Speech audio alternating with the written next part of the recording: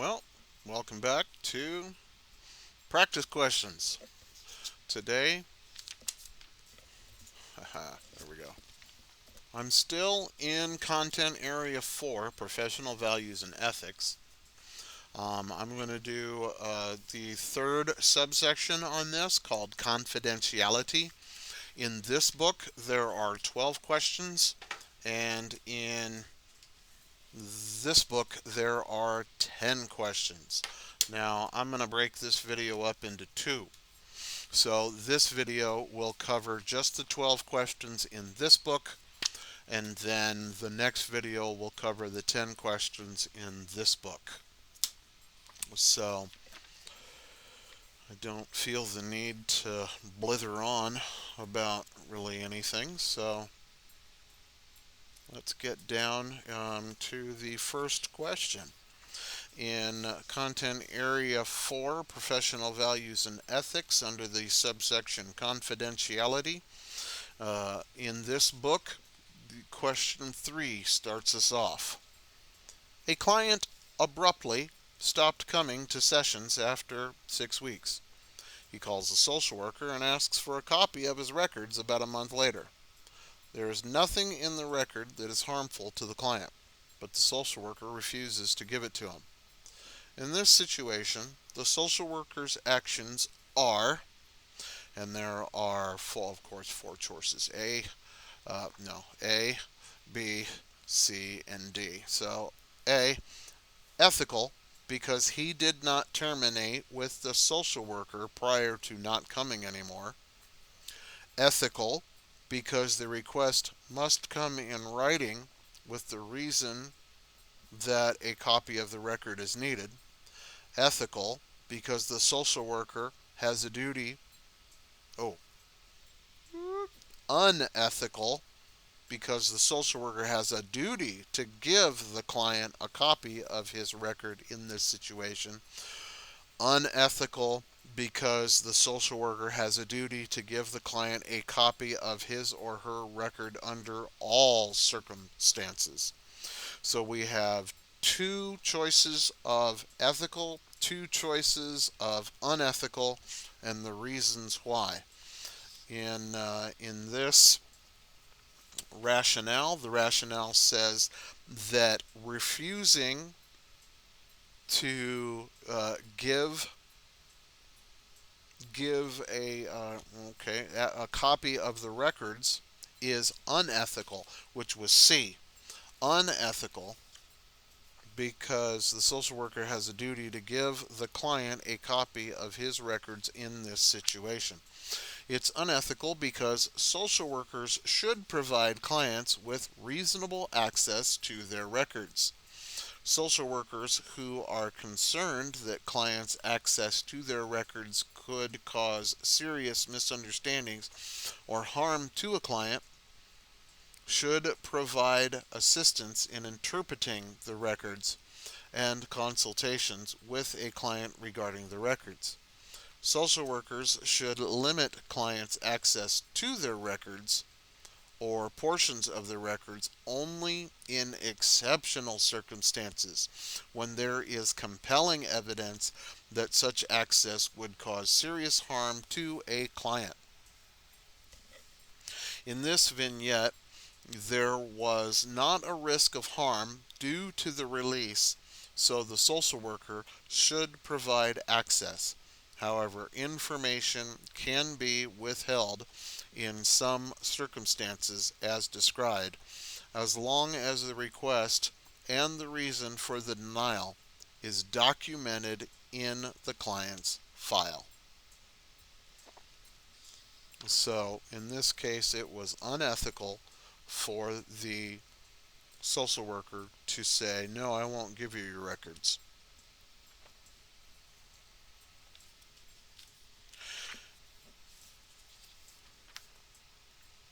Continuing in this section of confidentiality, question 4. Question 4. This has one of those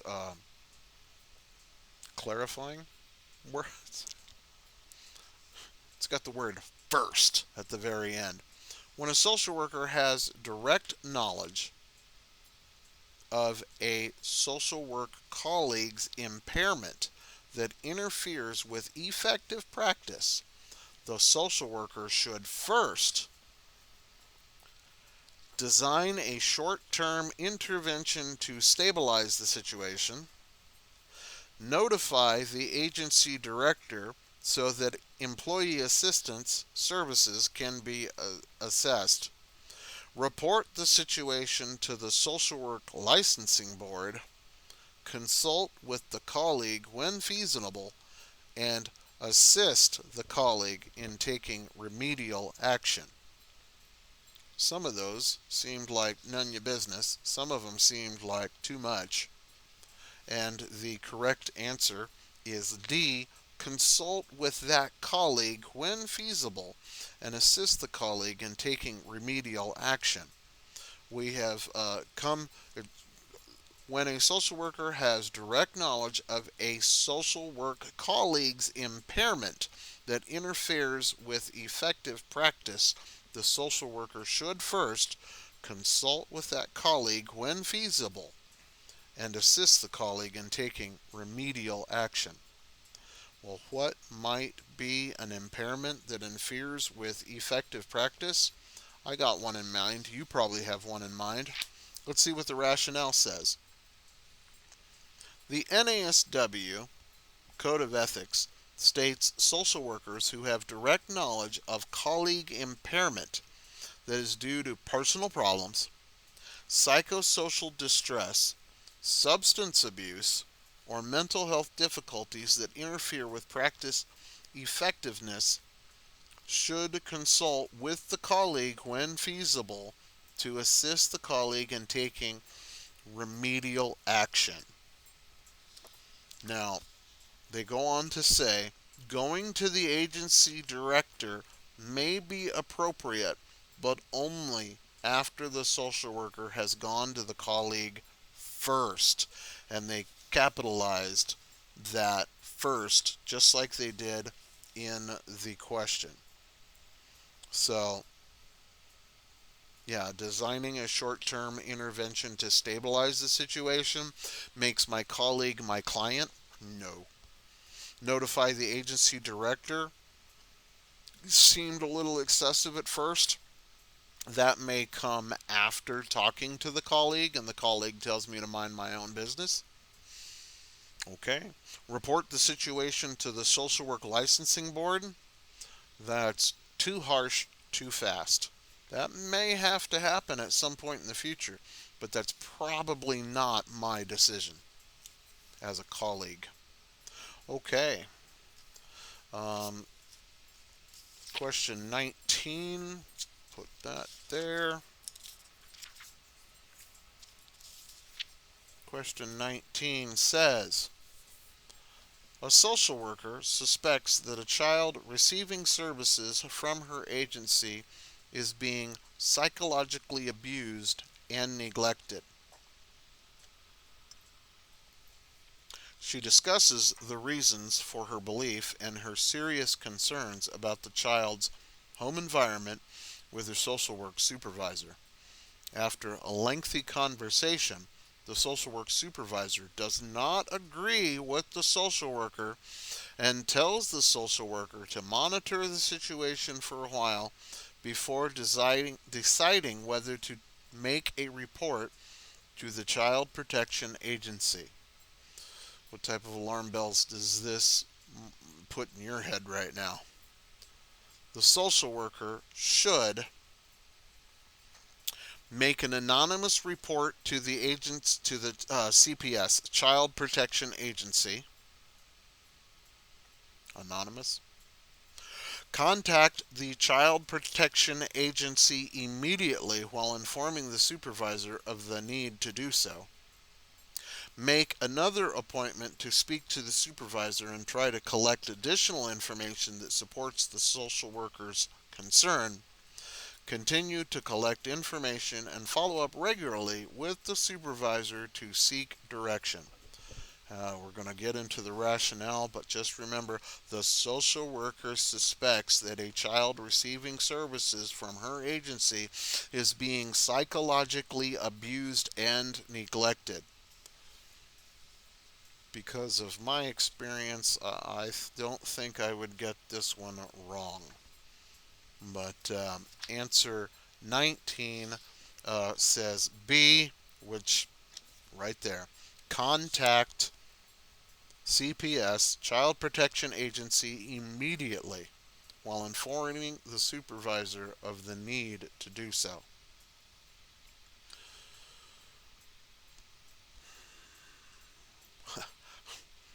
Let's just read their rationale before I go on a tangent. Social workers are mandated reporters. Yes. Yes. Um, Social workers are mandated reporters. Despite the supervisor's assessment not reaching the same conclusion, the social worker still must make a report because she has in quotes, a reasonable suspicion. It would not be appropriate to delay to collect more information and or try to convince the supervisor of the need. In addition, the social worker should be forthcoming with her supervisor about her actions and not anonymously report. Okay, no strong tangent needed there. It's pretty straightforward. Question number 20 falls into this category of professional values and ethics, confidentiality. A social worker is seeing a family for therapy. During a session, the 17-year-old daughter states that her father molested her when she was 6 years old.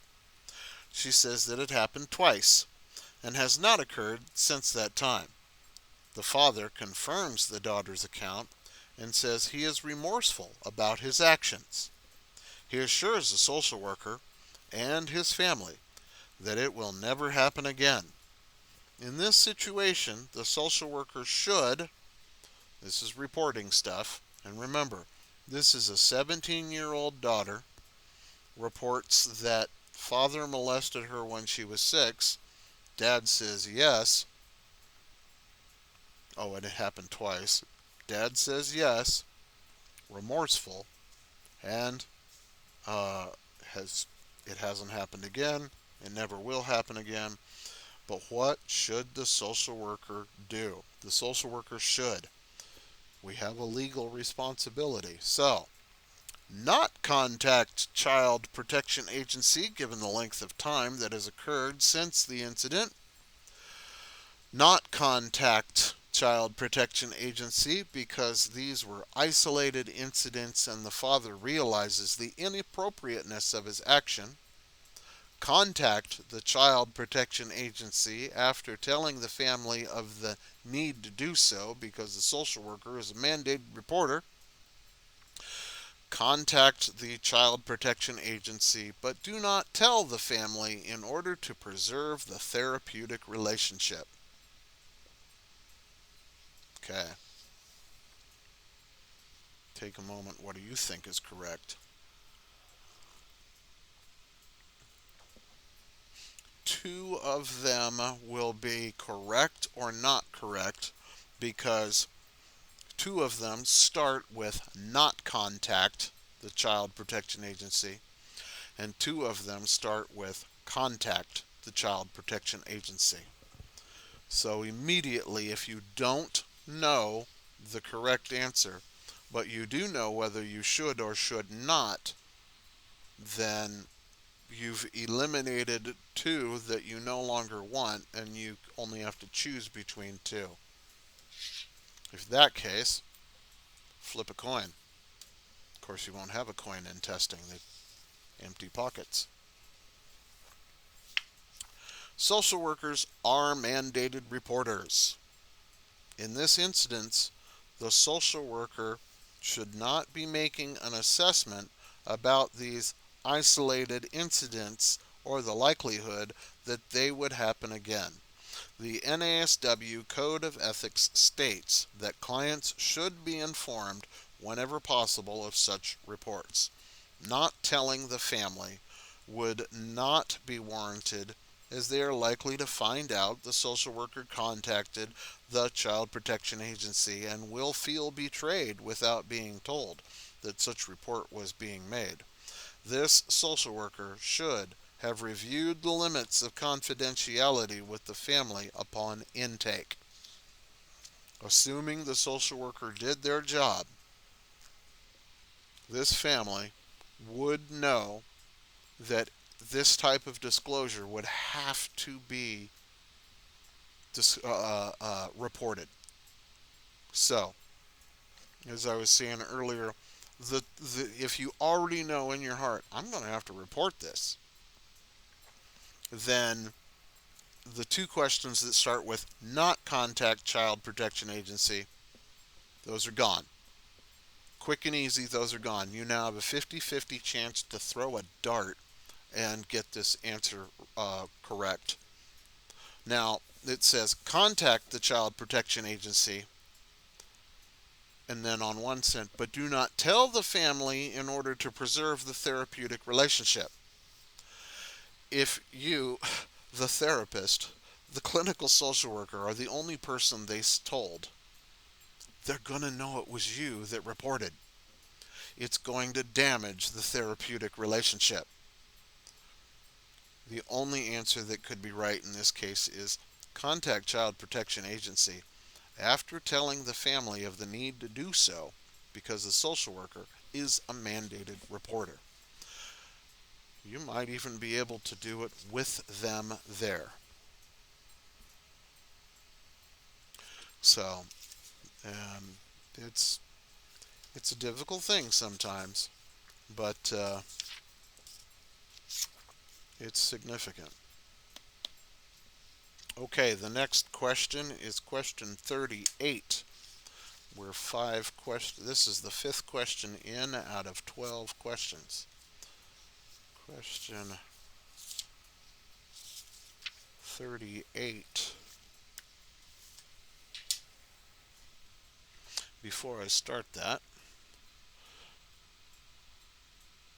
I have to respond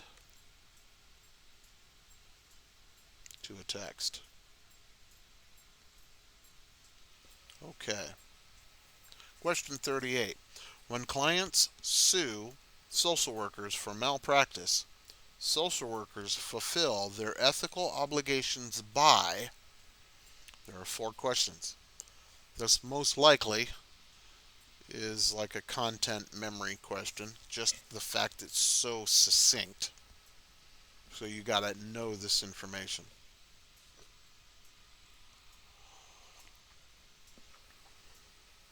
If you are being sued for malpractice, you fulfill your ethical obligation by not releasing any information about treatment, including whether clients were even served, providing all information obtained during treatment so the court can get a complete picture of the client's concerns, issues, and problems, not responding to the courts because the information is privileged, releasing only information related to the nature of the lawsuits.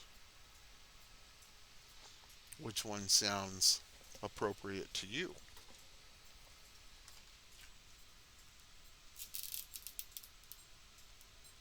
The rationale for question 38 states D. Releasing only information related to the nature of the lawsuits. If you provided all information, which was B, you might be having one of those transference or countertransference things where you're like, I'll show them just how messed up this person really is. No. Fulfill your ethical obligation by releasing only information related to the nature of the lawsuit. Social workers are allowed to defend themselves when sued by clients. Such defense usually involves releasing information related to treatment. However, social workers should limit the information released so that which is try that again. Social workers should limit information released to that which is relevant to the allegations in the lawsuit.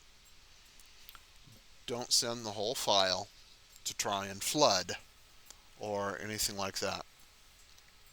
So, not releasing or not responding is not an option. And providing all information, not ethical. Release only the information related to the nature of the lawsuit. Question 71.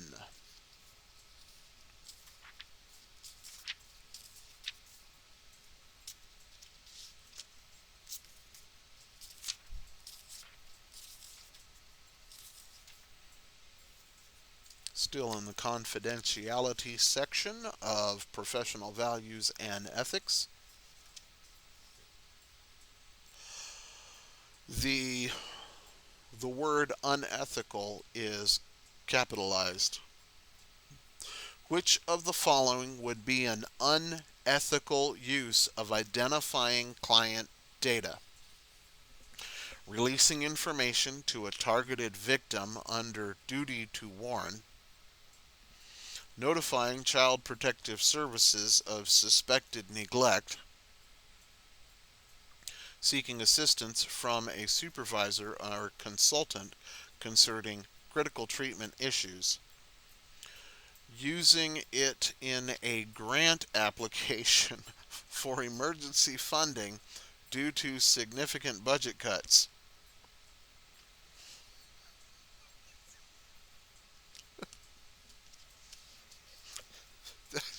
That sounds pretty unethical. It's that one. D.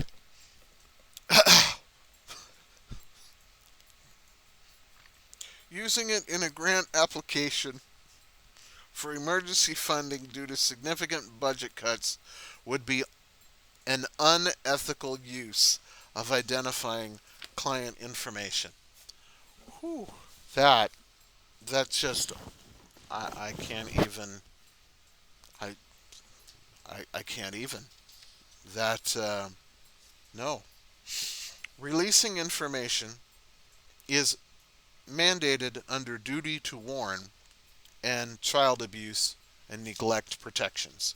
So number A or yeah A, releasing information to a targeted victim under duty to warn, and B, notifying Child Protective Services of suspected neglect. You you release some identifying client information, identifying client data, and so that's all that is ethical. A social worker should inform the client when seeking supervision and or consultation and get the client permission to release information. In my experience, all of my consultation or supervision was part of my employment in agencies. Now, if you are a private practice clinician, and that hasn't been said in this, is much of this is what would you do if you are a private practice clinician um, seeking supervision of someone who does not have a reason to have access to your client charts or information, except that you're like trying to get someone else's perspective, get additional understanding, then yes, you would inform the client, I'm going to seek supervision and or consultation regarding your case. It's significant and I don't want to mess up. They're usually good with that. They know that their information is not going to be scattered across the community. Let's see. However, in this instance, in which disclosure is needed to prevent serious, foreseeable, and imminent harm to client, the social worker can release only the minimum amount of information necessary to prevent such harm. The last response choice, using it for a grant application, is unethical because it is not directly tied to client safety or duty to warn. Identifying client data should never be used in a grant application. I, yeah, I couldn't even imagine. So, question number 94. Next question for our section.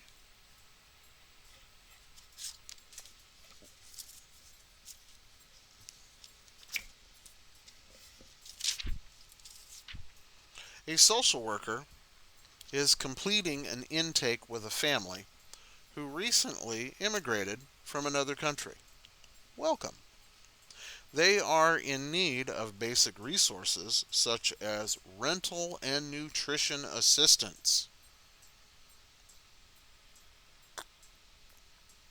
The children appear neat and clean. The social worker observes the mother mixing a small amount of alcohol into her infant's bottle and is told that this soothes the child as she is teething. During the intake, the family discloses that they do not believe in Western medicine and think sickness is caused by the presence of evil demons.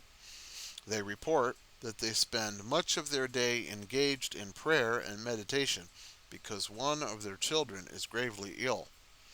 In order to best, it's capitalized, in order to best assist the family, the social worker should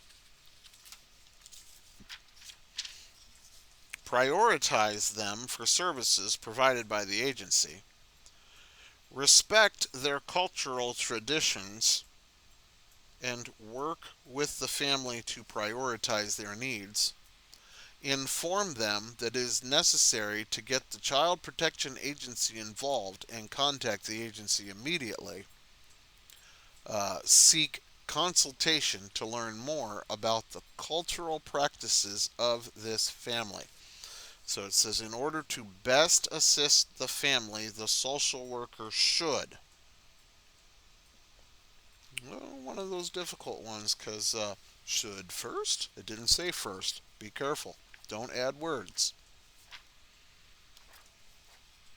Rationale for this, inform them that it is necessary to get Child Protection Agency involved and contact the agency immediately.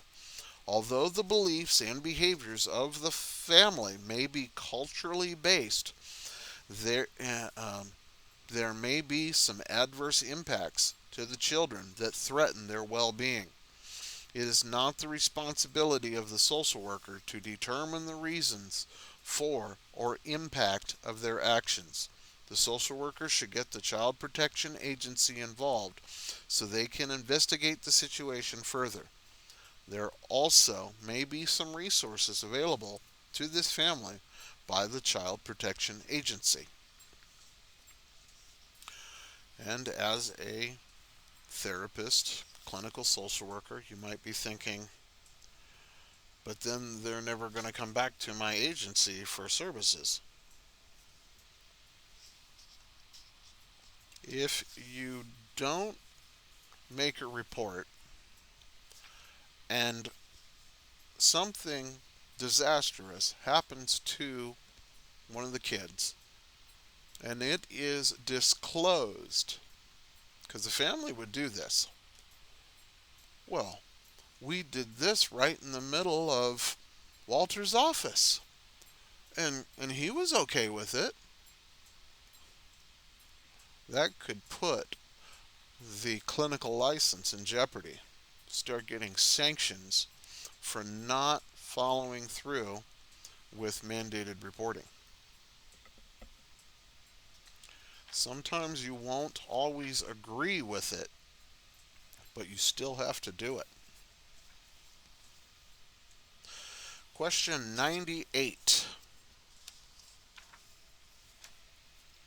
A social worker receives a request from a client's insurance company for detailed treatment summaries. In the correspondence, it is made clear that the insurance company will cease funding for treatment unless these summaries are received immediately. In order to best serve the client, the social worker should prepare the summaries but review them with the client to get his or her approval before sending. Write to the insurance company and ask why they are needed. Send only the diagnosis and prognosis, citing confidential mandates. Send the treatment summaries as soon as possible so that the funding for treatment will not stop. What do you think?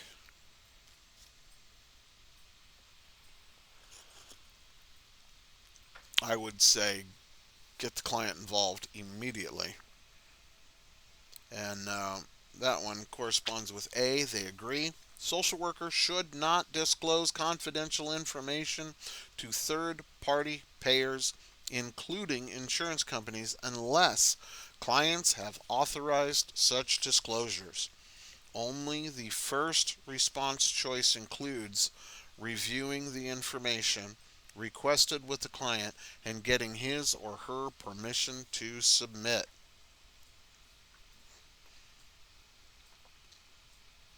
In the disclosure with the client, you'll tell them everything.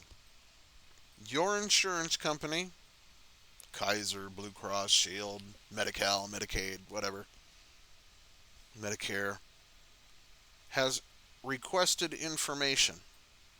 They say if they do not get the information, they're going to stop paying for your services.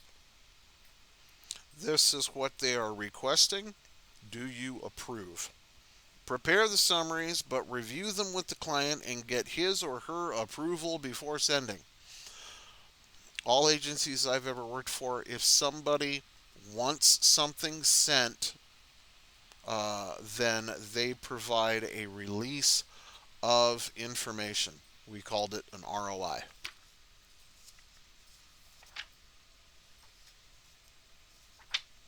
Question number 142.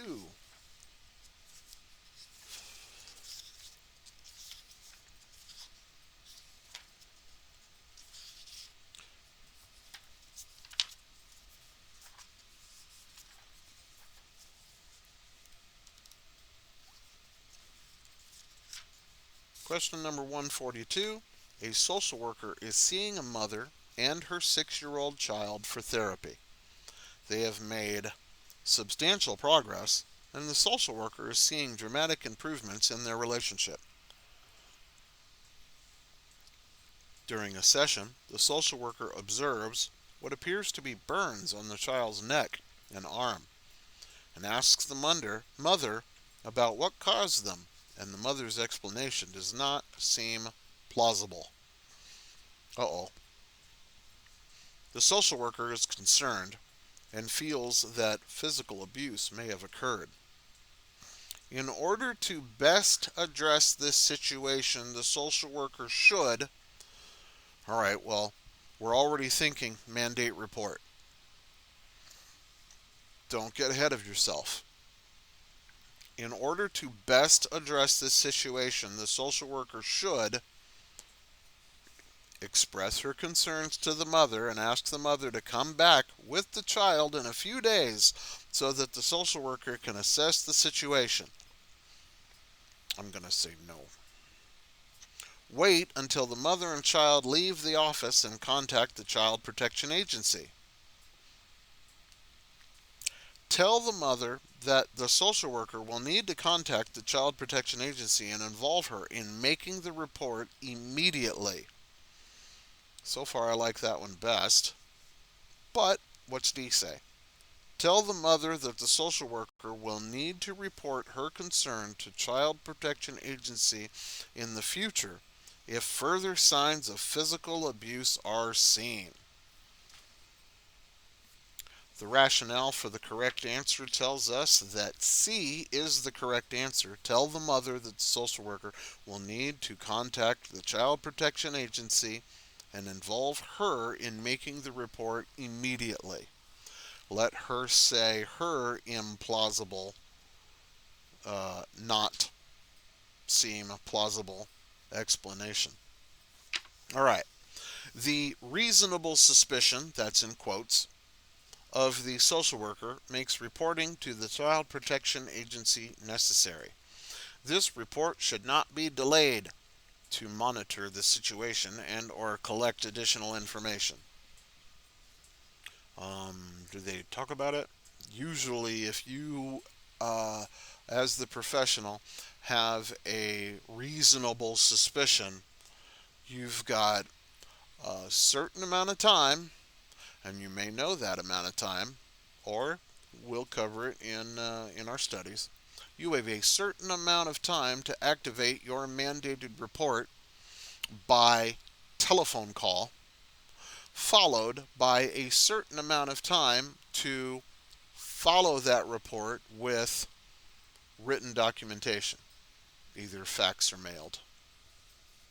Now, where was I?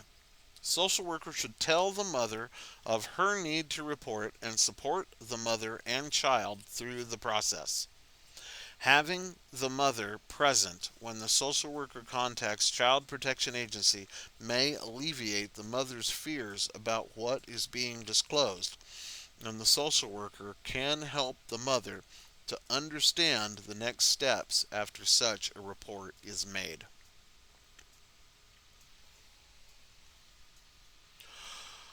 I experienced something like this once. A mother talked about her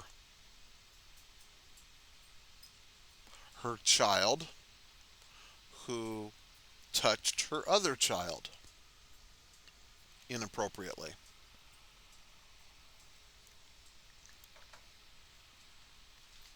She was present along with the child who did the inappropriate touching while we made a phone call to Child Protection Services.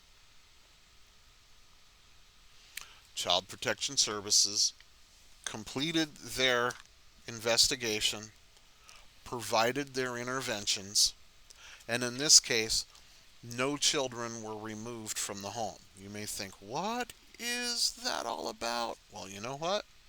I didn't tell you ages. I didn't tell you much. But no two cases are carbon copy stamped alike. That's what makes this field so interesting. On to question 144. A social worker receives a subpoena from for a former client's records. A social worker receives a subpoena for a former client's records. The social worker should first, what do you think? First, respond to the court by claiming privilege. No, you may not know. Provide the record because it is for a former client. Send the subpoena and record to the client so he or she can respond to the court. Ignore ignore the subpoena because the information is confidential. Never ignore court stuff. It ends badly. 144. The the social worker should first respond to the court by claiming privilege. You were thinking that it should be, get the client involved, right? A subpoena is written by the court for information. The social worker must respond. So D, don't ignore it. When receiving a subpoena, a social worker should claim privilege and not turn over records unless the court issues a subsequent court order to do so. Know the difference between subpoena and court order. Hold on.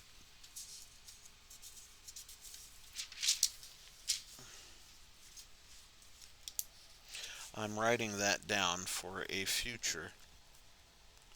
uh, a future video.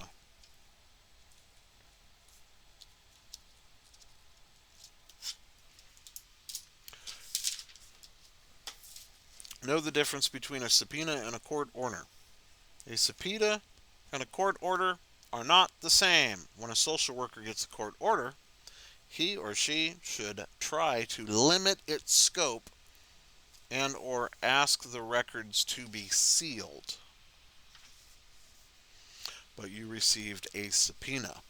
So the very first thing is respond to the court by claiming privilege. Um, if it goes further, you'll most likely get the client involved too, the former client. Okay, on to question 166.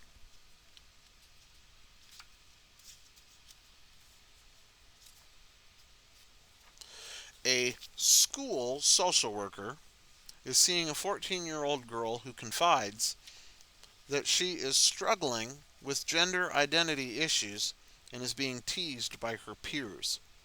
Several weeks later, the principal asks the social worker what is going on with her client because she was involved in an altercation with other students. The principal asks to see her file in order to better understand her issues because she is facing out-of-school suspension for her behavior.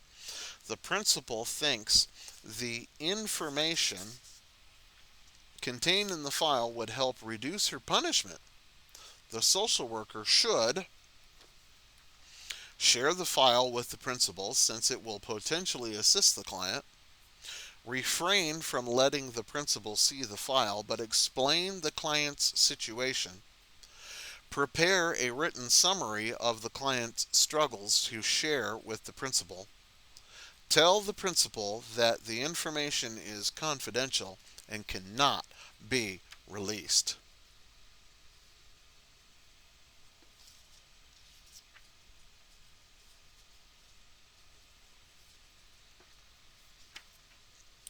And that's the correct answer. D. The information is confidential and cannot be released. The client file cannot be shared with the principal even if it will assist the client. Social workers should not be sharing information without consent unless necessary to prevent harm to self or others. Another reason why we were told the client's age, 14 years old. What is the age of consent in our state?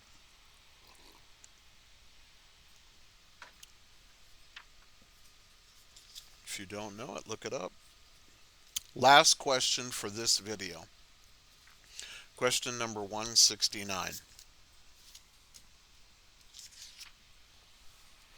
A social worker, well, let me get this other one in place also. A social worker is contacted by a man who is very distraught. He is aware that his mother was a client of the social worker because she has recently passed away and has found bills for services in her belongings. He had little contact with her in the last years of her life as she seemed to pull away. He is trying to understand her behavior and would like to make an appointment to see the social worker. The social worker should reassure the son that his mother's behavior was not related to him in any way. Explain to the son that the social worker cannot talk to him about his mother. Ask him to put his questions in writing so the social worker can see whether the information can be released. Schedule a session to try to assist. What do you think is the right answer?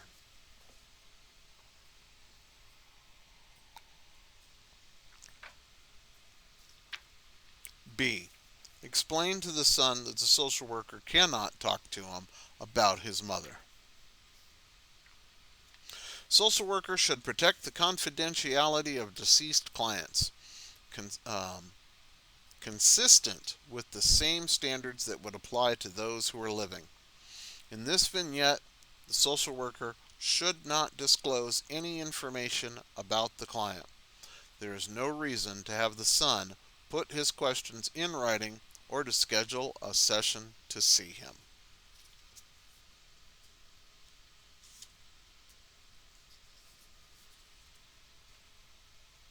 That concludes the second session, the second competency, confidentiality, of Content Area 4, Professional Values and Ethics. Take a break. It was a lot of information. I'm making a second video on this same section from this book, which has 10 questions.